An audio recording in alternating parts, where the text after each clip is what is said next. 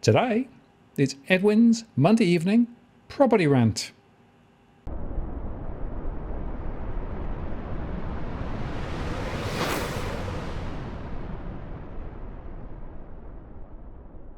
Hello again, it's Martin North from Digital Finance Analytics, Web Notice Post, covering finance and property news with a distinctively Australian flavour. And it's a Monday evening, and Edwin is once again with me. Hi, Edwin, how are you doing? Just barely, Martin. Just barely. Almost melted down in Sydney. Who the hell wants to live down there now? It's horribly, horribly hot up in Sydney, absolutely. It's been very hot down here, unusually on the coast as well. The dogs didn't want to go out for a walk earlier on, so we went for a very short one. They came back and slumped inside in the aircon saying, we're not going out till it's colder this evening. So, No, do you blame them, but do you blame them? No, not at all. It was horrendously hot and sticky today. But So anyway, go ahead. So I was going to say, so how did Uppercut Adams manage to walk up the hill to do his last podcast? well, I think he drove, so it was all right. Yep, it's all happening. Boy, there's a lot to talk about, isn't there? What with China now setting a 5% GDP target, a bit down from where it was previously, and he's got it's going to be very interesting, economically speaking. It's going to be a big ask. But you also got to ask yourself the question, I mean, how many is the fix in? And not so much is the fix in, how deep is the fix? And that's how deep is this fix? And tomorrow we've got the announcement coming up. So I guess the question is it going to be 15 basis points, 25, 40, 50, 100? What do you reckon? Oh, I think they'll do another 25, Edwin. I'm expecting another 2 or maybe 3.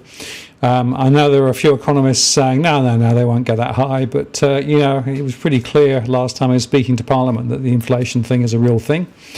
But we'll see, I guess.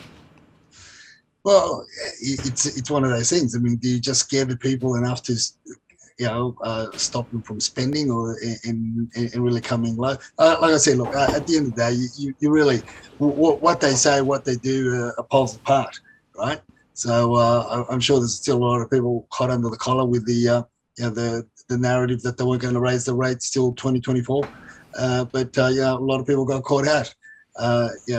So who knows? Who knows how deep the fix is in? And look, all I know for sure is that politicians just did not want this bubble to burst or go down any harder or lower than what it already has. They've also got to feed their kids, and those rental properties have got to bring in the dollars, Martin. So it's anything goes as far as I'm concerned. Well, yeah, I mean, who knows? Who knows what's going to happen? I should explain. I had to rush around. Luna had got hold of some of my papers. I'd put them on the floor, ready to file them, and she was chewing them up. So she was unfortunately chewing that stuff I needed rather than stuff I wanted to chuck out. So that was not too good. So I think she chewed up the workshop manual for me and Dusty to help you unravel all those cords before yeah, well, that's a task for a couple of days' time when I stop making regular live shows, because there's a lot I can start taking down. But the knitting will take some time to sort out. I had a few people say, you don't need that much gear to make YouTube shows, but I just remind everybody I make a lot of other stuff too, and I do commercial videos and things. So the studio is multi-purpose. So. Yeah, look, it's just one of those things. You need an engineering degree just to unravel all those cords. From your talent and all the stuff that you've done since you were 4 years old, playing classical music and so forth. So it's rather interesting. Good on you. All power to you. Yeah, indeed. Well, we'll see. We'll see how it goes. Well, let's get down to it. I mean, it was interesting because we spoke about basics, or was it basics? I don't know how you pronounce it. Basics? Basics, yes. Last time. Things have moved on a bit. Look, they have. So this is what I'm saying. How deep is the fix? So now we're hearing that the government are going to get behind the property purchases and talks about meeting the new basic standards. to get up to level 7 from 5.5 to 7 with the efficiency standards and so forth, and it's going to be rather interesting. I don't know whether this was something that last week, but I don't know whether people realise how costly it's going to be to get from where we are at the moment to get to a rating of 7, an efficiency rating of 7. It is, I mean, we're not talking just a couple of $1,000s here, a couple of $1,000s there. We're talking tens of thousands of dollars here and tens of thousands of dollars there, and they've still got to determine, how much of the renovations are going to be taken up. We know that it's going to be anything above $50,000, but what does that all entail, and how these mortgages, so-called green mortgages, are going to fare? Because so if you just do an extension or renovation to your property and it's worth $100,000, but your property's worth $10,000, you get a 10%, just a 10% reduction on your interest repayments. Is that how it's going to work on that difference? That is, so if it's a 50 basis point difference, you get a 5-point buffer. I mean, how are they going to work out all this shit? I mean, it's all I know that it's everything that they're pushing. Moving forward is just going to make it's making not going to make it is already making construction more and more expensive, and these politicians are just happy-go-lucky, just try whatever's thrown their way that sounds green, sounds efficient, sounds like a good thing, and sounds like it's going to help a reduction in the crime numbers and a better outcome for the world. I mean, we're all for it, right? But seriously, you got to take a step back and first of all fix the shit that you got us into at the moment. Hence the reason why we're here. Before you start implementing all these other pandangles things and policies and changes that are really adding more costs and more expenditure to the people that you and I often talk about and feel a lot for, and it's your first-time buyers. No, absolutely right. But of course, the answer is green, isn't it? We'll have a green loan now and green home loans, and yes, another fix. Look, it's another fix. Like I said, people going to realise how much costlier it's going to be to build something and look, and this is just around the corner. I mean, we know the NCC come into being on the first of this month, and they're already getting a lot of backlash on that. I mean, the big home builders and that are already having the talks with the government, and they're really pushing back on a lot of the stuff that's about all the new recommendations and all the new governances around construction and all the so what you're going to have is effectively you've got less yield at the end of a project, meaning you've got less floor space, livable floor space, and more allotted to when I say livable, I mean your living areas, your bedroom areas, and so forth, areas that are in constant use, because more is being allotted to corridors and doorways and things. So there's a lot of changes that are going to have to be implemented in order for these things to play out. Is it any wonder that we're seeing more and more building companies go bust? I mean, they can't keep up with what's happening now, let alone with what's going to happen moving forward. Hence the reason why you've got the building industry and those the powers to be in that sector are pushing hard against these changes that effectively they've come into law as of the first of the month. Yeah, now builders are definitely struggling. There are thousands gone out of business and thousands more close to the edge.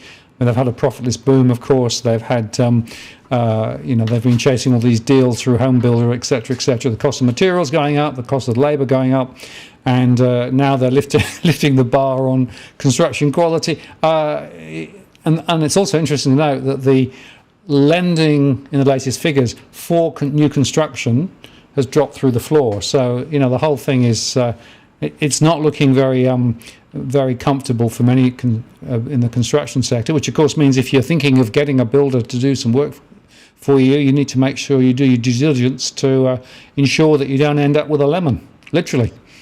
Yeah, literally, and also you're going to find out that no builder's going to take on the project on a fixed price contract.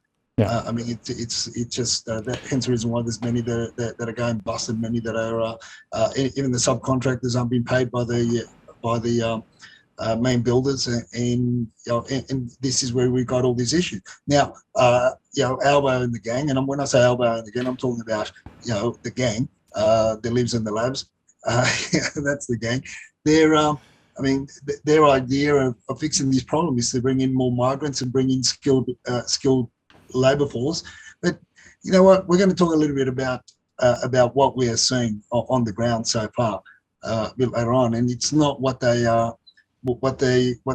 really what we want to see happening in terms of the labour force that's coming in. It's really not going to help the construction industry, that's for sure. No, absolutely. Another thing that we happened this week, of course, was the idea of no ground evictions for renters on rolling leases to be banned in New South Wales, which is interesting. The idea is to have a longer lease, and basically if you keep making your repayments, then you can't get kicked out. But, is that really a fix for the rental crisis, Edwin? What do you think? Look, the thing is it going to be different? Is it going to be different to what they bought in Melbourne? And is it going to be different to what they bought in Queensland? I dare say probably not, right? So all it is all they've done is really shifted the notice periods, periods around, right? The other question until we see what's actually going to be what's going to be proposed and what they're going to do, we really can't comment on it. But if they're just going to mirror what, as I said, what they did in Victoria and in Queensland, well, it's only going to make it worse. But it's only going to make it worse for renters per se, because there's going to be less people, less investors willing to put their hand up and say, okay, I'll put my money in investment property.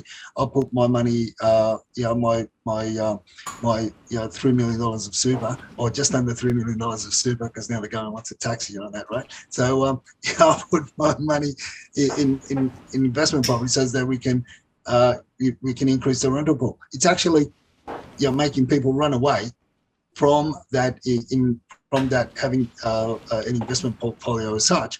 And the other thing is have regulations, have stricter regulations. And look, I'm all for reform. I'm all for change. I'm all for helping and assisting, having better homes and better properties in the rental pool to give families a safe haven, a safe place, a place they can call home, and they can basically grow and develop and move on from there into a principal place of residence. I'm all for it, but not the way the government has been doing it of late, over the last decade or two, and just haphazard knee-jerk reactions where it really stifles the market. And right now, do we really need more of these measures, counterproductive knee-jerk reactions that are scaring the investors from moving in because of the potential litigation and potential greater costs, greater costs in the future for investors, and all this red tape that's going to that all this arouses. So again, I ask the question: Have things changed for the better in Victoria? Have they changed for the better in Queensland? And more so, have these measures of these policies, similar policies, have they changed for the better in New Zealand? And I dare say that the answer to all three is no. Absolutely, and it's worth just observing, isn't it, what the WeChat chatters are on about here, because some of them are on the move too. In terms of what they're doing, we said it, we spoke about it, we knew that this was going to come, and I guess in a way, these new policies and these new changes to the no grounds eviction notices. For me, it's just really semantics. It's just a change of names and the change of notice periods. But look, what they're doing is what you and I spoke about before, Martin, and we said that this was going to happen because the governments are really not addressing the real problem. Again, it all looks fanciful, looks great on paper. This is the reality. this is where we are. This is where the migration policies, the immigration policies that the Albanese government brought in, which we can say with 150% certainty that if the ScoMo government got in, it would have been the same shit. We've got issues. We've got 2-bedroom apartments being offered for lease in Zetland for $1,650 per week. We've got notices being given to tenants, from the notices there. Where was it? From something like $900 to $1,600 a week for a 2-bedroom apartment over in St. Leonard's. You've got rentals going from $950 to $1,700 for 3-bedroom apartments as well in Zetland. And these are areas where you're going to be picking up a lot of that. The students that are coming in, and they are paying silly money just to have somewhere to sleep, because there's another article in I think it was the Sydney Morning Herald that I glanced over earlier today. And they've actually got a video of this poor bastard that's sleeping in a bed that's full of bed mites and every other little vermin that's out there. But look, at the end of the day, Martin, as you and I say, our politicians are laughing all the way to the bank. The Treasurer, Dusty sent me some commentary of what she overheard the Treasurer say to Albo, and Albo just turned around and said to the Treasurer, "Listen, mate, you got to get with the times, mate. You got to get with the times. Stop looking at room letting. You got to start looking at bed letting, or hotbed, as they call it, hot bedding, because you're going to earn more money through that than what you will through room letting. But look, that's the state of it, Martin. It's crazy. I told you so. It's sad. It's absolutely shocking. Anybody would think that from the rental side of things, we're living in a very corrupt third world country. Our politicians can do a lot better. No, I agree, and corrupt wherever you look. And here's another one, right, from another more misleading information. What is it? Misleading marketing? What is it? I mean, this is amazing. Look, this is again, and if they're really going to, this is the continuation of Blacktown, the part of Sydney the gift that just keeps on giving. And this was an email that I actually sent to the to the current agent that's taken over the listing from that from the failed underquoted sale at Blacktown. And it's rather interesting, given the fact that it's the agents themselves. Look, there's no love lost between them. They will talk to me. They will talk to others about each other and tell me and tell others what they're doing wrong. And this is to get an email to actually say from the agent, because I said, one of my clients is interested in the property. However, you're guiding it at $950 at the moment. The previous agent had it on the market at $830. Why such a big difference? And the response was, I didn't expect it, but the response is actually flabbergasting. I mean, it's what happened, but for him to actually put it in writing was rather funny. It's high, very, very unprofessional. However, hello, he writes, the previous agent underquoted the property significantly. He advertised an auction guide of $830, and then when he passed in, advertised a price guide of $970. I'm surprised he wasn't approached by Fair Trading. So I replied back, "Hi, very unprofessional. However, we see a lot of this across Sydney, basically. I hope the owner took an action against the agent. It makes the house look cheaper now, not to mention your job even harder. And do keep us in mind if there's a price reduction, because we're obviously not interested in paying that much. We want to play it closer to the original guide." So look, they'll tell you what goes on. They'll tell you what goes on in their patch, because there's no love loss amongst the agents. No, it's a continued story, isn't it, unfortunately? And, the old underquoting story is definitely one that's around at the moment. And I think it's probably the ante's being upped even more because of the uncertainty and the lack of stability in the property sector at the moment. But lovely quote from you: "If it walks like a duck and quacks like a duck, Dusty says it probably is a duck." Yeah. See, this is what you and I spoke about for how long ago? I mean, this is months almost. This is where we're going to get to. We said towards the end of last year, we said if numbers don't rise, right? In terms of the sales numbers, I'm talking about. I'm not talking this at the moment. Talking about the listing numbers, but we said in terms of the sales, the turnover numbers don't increase for the agents. The industry was going to be on its knees, and this is where we are. And they will use these misleading and deceptive conduct by way of misleading advertising and deceiving the public in their advertising campaigns, and then they've got the goal to beat their chest at the end of the day and say, look at me, we achieved 25% above the actual guide. Again, I keep on saying it over and over again, and that is, if a sale is transacted after a campaign was guiding 25% less, it can only be one of two things, Martin.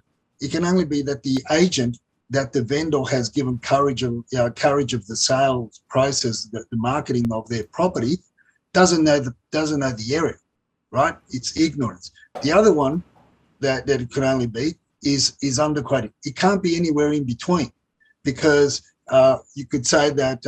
I remember Jonathan Chancellor. He wrote an article which was very poignant, very straight to the point, and he brought out in that article when he used to run Property Observer, he points in line to transactions, and he did a lot of research behind that article, and he says, look, realistically, there really is a 10% buffer of emotion, either way, that could fall either way of a guy. But when you start talking about 15, 20, 25% in this case, 27% above a guide, well, it can only be one of the two, Martin, really. And then when you start reading the article, and Tawa, points certain things out, and the agent discloses what, in my view, if they go to my Twitter feed, they can see that actual screenshot there.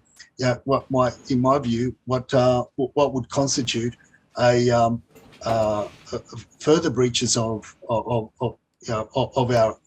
act, because according to Tower there, according to that article, what you've got is you've got the actual person that bid for the property was frustrated halfway through, and actually did not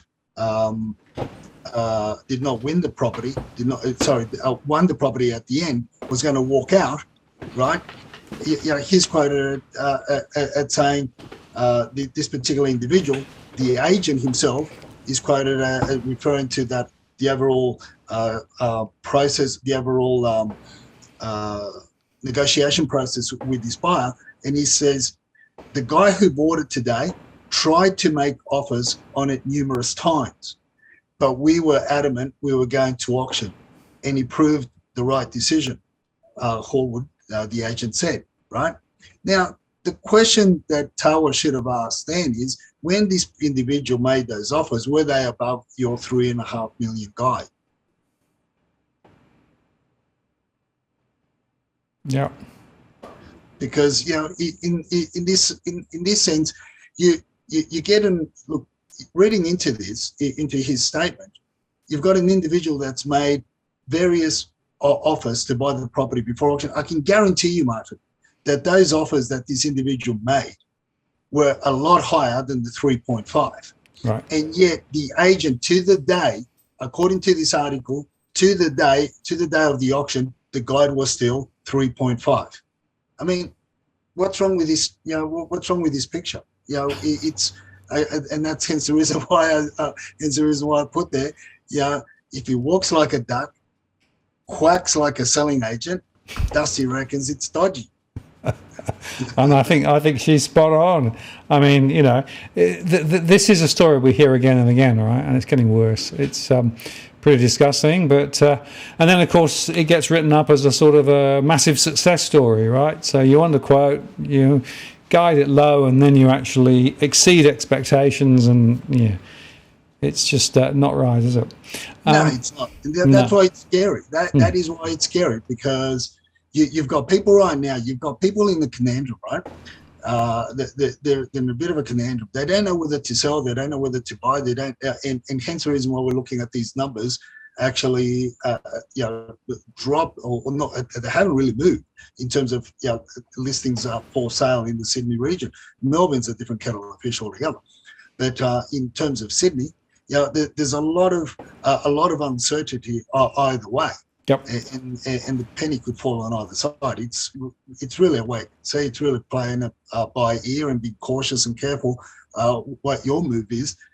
It's a game of, it really is a game of chess, and not of checkers. And you definitely don't want to get the missus involved, because she'll only make you buy it anyway.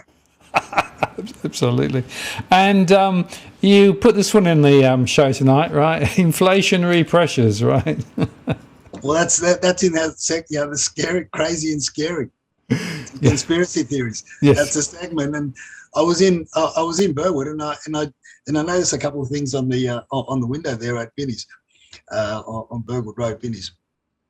And I thought, you know what, they'll look interesting. I'll go in there and buy them and put them with this great furniture that we got off this fella not too long ago. Alongside this great furniture, and it was really a light stand. It was an old light stand, and I figured, you know what, shit, I'll throw $50 at it. It's looks cool, an old light stand and everything. So I turned the price tag around, Martin. It's $175.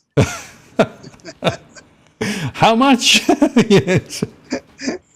How much for the light stand? So then I figured, well, that's out of the question. So I saw this this cat thing as well. I thought, that would be nice decoration in the office. I could put it up before the podcast, and talk about that as a point of interest, as we chew the cud at the beginning.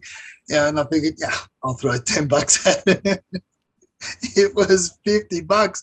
I said to myself, shit, I could get this in Taobao for probably brand new for 12, delivered to the house. And just to be clear, this is Vinny's we're talking about, right? This isn't a high-end antique shop. This is Vinny's, right? Yeah. So I did go to the back and I looked at some of the old LPs. I armored out a little bit. There's some good stuff there. But nothing that swayed me to pay $5 to $10 for an LP either. That's crazy. No, there's a lot of stupid numbers around. And talking about stupid numbers, well, we should look at the numbers, right? Because as you said, Sydney, well, hardly any movement. So this is the 6th of March, and we're at 16737. And if we go back to the 27th, it was 16552. So really, not a lot happening, right? No, not a lot. And this is what our fear was, if you recall, at the beginning of the year. We said that we got to be very, very careful as to what happens. Now, obviously, in that, you've got the different suburbs, the different areas, the different markets in your book. If our followers are looking at buying, you got to be vigilant of those numbers as well. And by the way, Domain don't paint the whole picture. We just use Domain as a point of reference, as our point of reference, and we have been using it for quite a number of years now, because there's a few more properties listed on REA, and there's also the ones that are listed off market in other platforms that don't even make it to these areas, particularly WeChat ones where in your Asian markets. But look, these numbers, we said people have got to be cautious with the trends here in Sydney.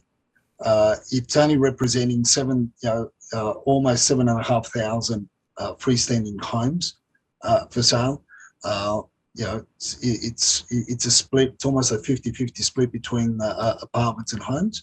You look at what's happening now with regards to the rental squeeze, with the students, with the need for the student accommodation, and a lot of these areas that were in the past traditionally catered for the students, that were close to the campuses across Sydney and Greater Western Sydney as well. Well, they've a lot of the WeChat chatters that we spoke about that were pushing hard to sell these apartments. Well, then obviously they've changed a lot. Hence the reason the numbers have stayed relatively low. A lot of them sold last year. There was some that lagged. What we're seeing is a reluctance for a lot of these investors, whether it be from the WeChat chatter groups or other local investors, from selling this, because when you start talking about those horrendous rental increases of almost 100% in your Zetlands, and you're saying the parts of the northern the North Shore, St. Leonard's and so forth, which have the transport to the commercial units and so forth, where a lot of these students would gravitate towards. Well, they're going to come off, and what you're seeing that's staying on market in terms of apartments are your older 3-story walk-ups, complexes that do require a lot of maintenance in terms of the newer built apartments, where you've got a lot of issues with strata and the like. So it's slim pickings, you would say. We would, as I've been putting up on our chats and also on Twitter, we should be pretty much on par with the numbers that are the listing numbers that are coming up in Melbourne, which is we should be closer to 1,000 new listings coming on a weekly basis and growing. So theoretically, my view is in a lot of areas, but as we keep a very close watch of a lot of areas, and we've got to be granular about it. But as an overall view, I would say that we need to be closer to 10,000 on each in order for the mainstream media to start singing a different story. Absolutely. But at the moment, that this is what's given them the edge, and you've got those really out-of-line sales here and there. But I could also quote some out-of-line sales the other way, where they've been sold out a song because vendors won out. Because of all the uncertainty. So it's a bit of a quagmire. It's a bit of a or call it what would you call it?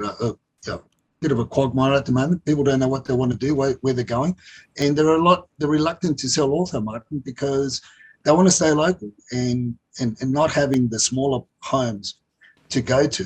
It's really stopping them from deciding to put their bigger properties on market, because a lot of the people that are selling started selling towards the end of last year, where your downsizers and your retirees and your empty nesters. Absolutely. Well, you mentioned Melbourne. Let's just quickly look at the Melbourne statistics as well. So this is Melbourne on the 6th of March, right? 26,048. And if we go back the previous week, 25,442. So we are seeing a rise, and we've seen a consistent rise in Melbourne. So Melbourne and Sydney are definitely behaving quite differently at the moment, which is interesting. So I wonder how it's going to play out in those two markets. Well, yeah, it is. It's becoming two different markets, and all together. And interestingly, the properties for lease are pretty much on par with the Sydney region and the Melbourne region. But there's a lot more. There's a lot more for sale. There are a lot more transactions happening in Melbourne. So we are witnessing two different markets altogether. It's going to be quite interesting for those that are looking at buying into Melbourne. I think they've obviously got a hell of a lot more choice. Yes. But then again, Martin, the Melburnians want to be the first at everything. And I have a sneaking suspicion that they want to be the first to be off the cliff. Well, there's certainly a few lemmings queuing up, I think, is probably the way I think about it. We'll look at Brisbane briefly, because Brisbane is also quite interesting. So this is the 27th, 4828. And if we go to the next week, 4 770. So Brisbane is behaving a little bit more like Sydney rather than Melbourne at the moment. Yes, and it's still a retirement village, and people still want to retire there. So good luck to them. Yeah. Although interestingly, I was talking to somebody the other day who was moved up to the Gold Coast actually in 2021 too, when they could just get over the border, and they wanted to come back. So it's a two-way street, evidently. Look, it's yeah. You know, I think I distinctively recall saying that there's a lot more people wanting to come back once they realise it's a retirement village. They want to come back. You know, it is what it is. I mean, look, it is. The mountains is a retirement village as well. Plenty of places to retire to. Now, in terms of the auction stats, it is quite interesting just looking at the open for inspections and the you know, it's looking a bit creaky, isn't it? Really. Look, the auction numbers still aren't really reflective of the chest beating that mainstream media are doing, right? But we said that from the chest beating that they started doing about a week and a half ago, I don't think we're going to see a huge rise in properties going to auction, because there's still a lot of fear. But again, what takes away from people's decisions to sell in the first place, as I said, is they've really got nowhere to go in Sydney, right? They've really got nowhere to go. You don't even have the choice of, okay, I'll sell now, I'll cash out whilst I'm in a better position somewhat, thinking that I'm in a better position, and buying later on at a cheaper price. And in the meantime, I'll rent something for the next 3 to 6 months.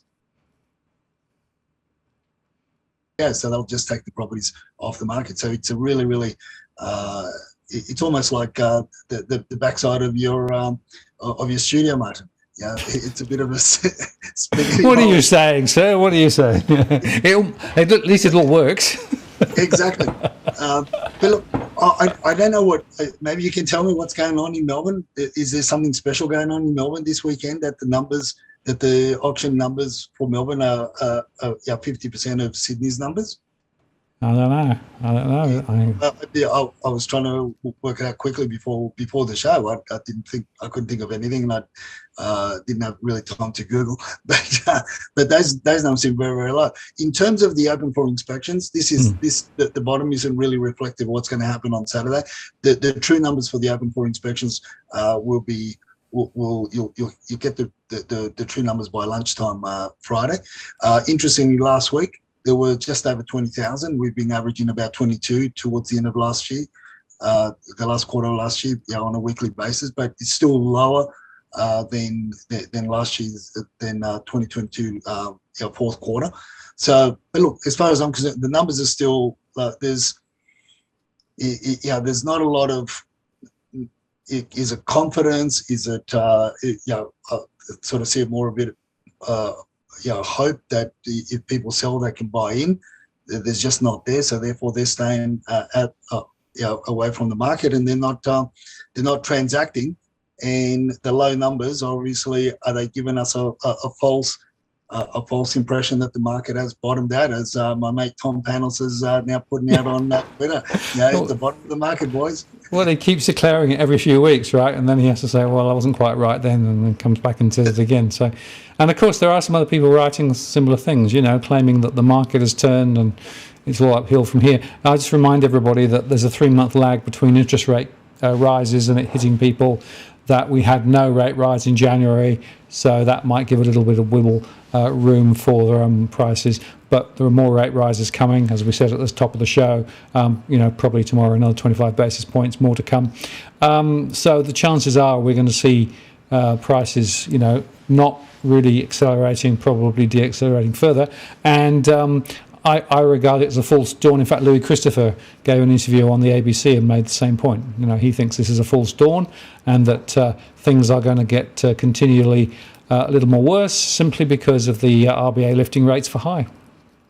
Yeah, look, and again, it goes back to what you and I talk about over and over and over and over and over and over and over again, and that is that it's not one market, right?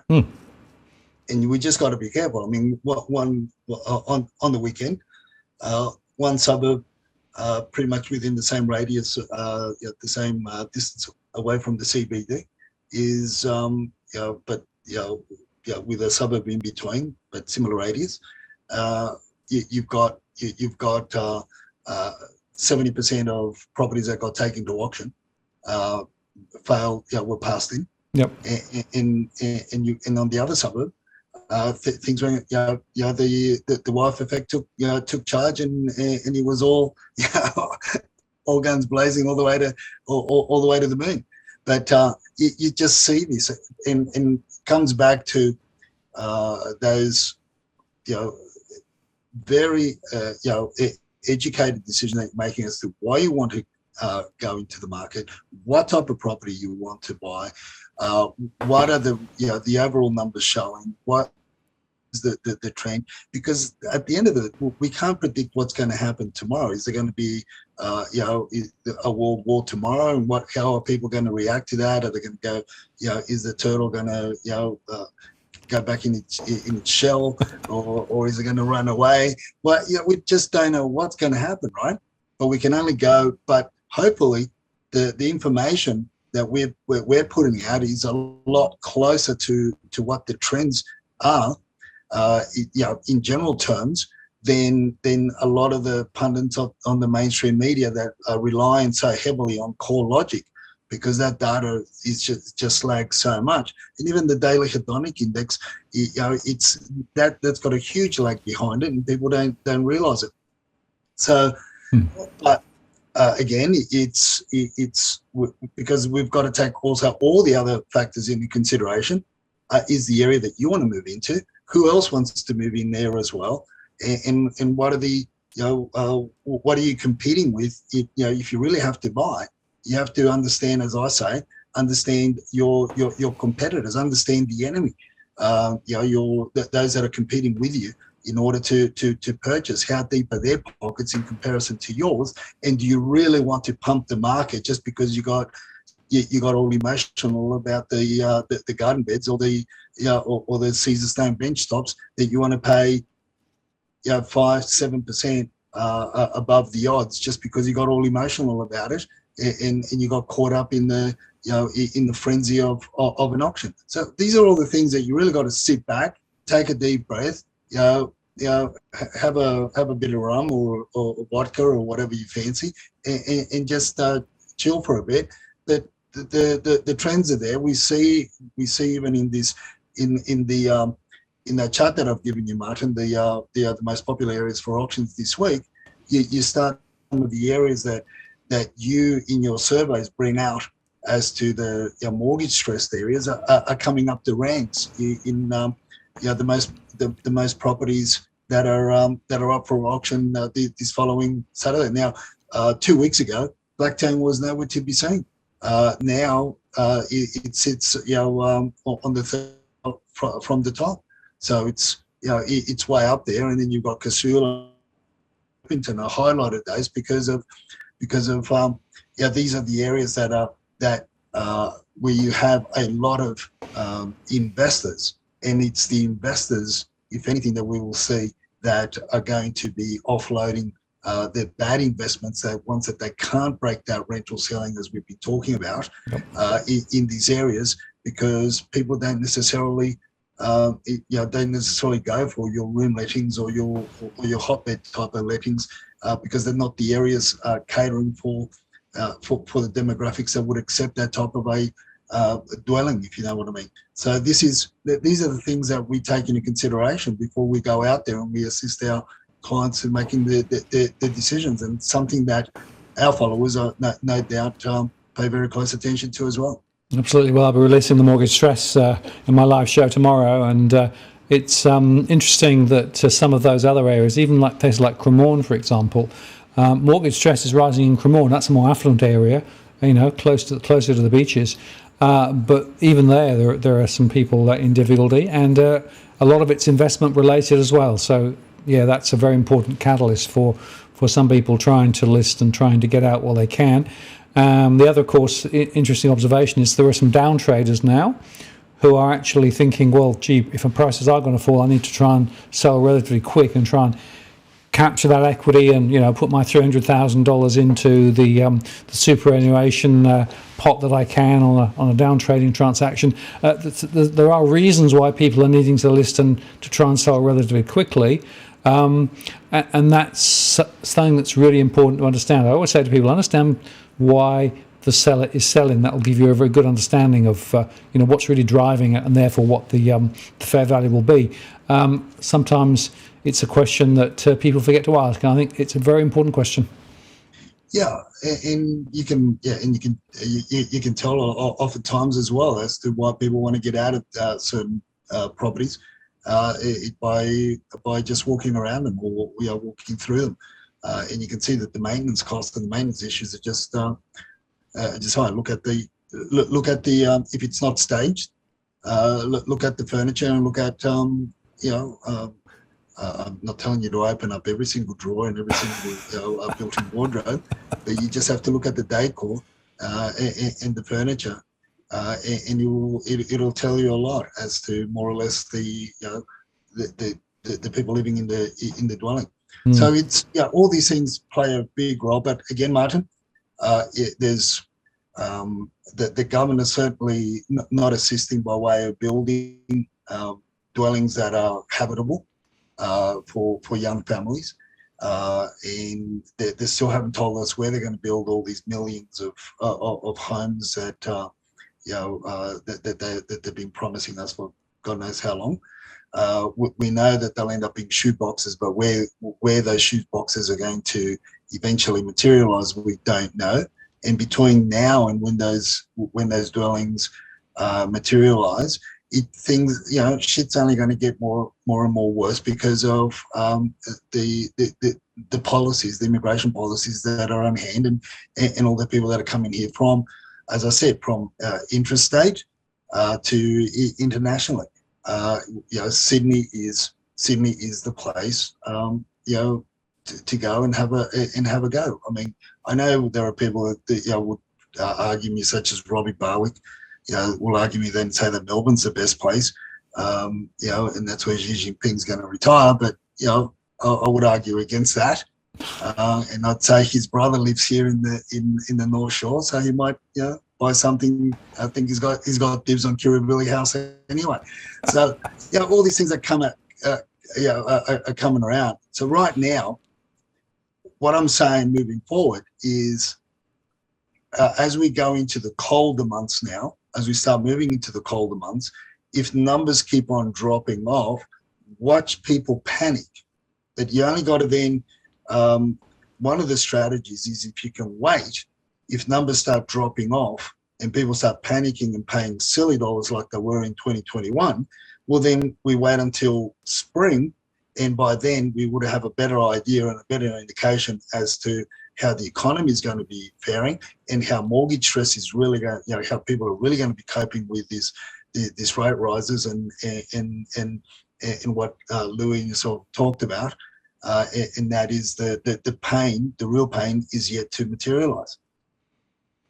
Absolutely. Well, it's certainly going to be, I think, a long haul, and I often say to people, don't panic yourself into doing something quickly, when sometimes the best thing is to do nothing and just watch and see how things play out, because you often repent at your leisure, I think, in this sort of environment.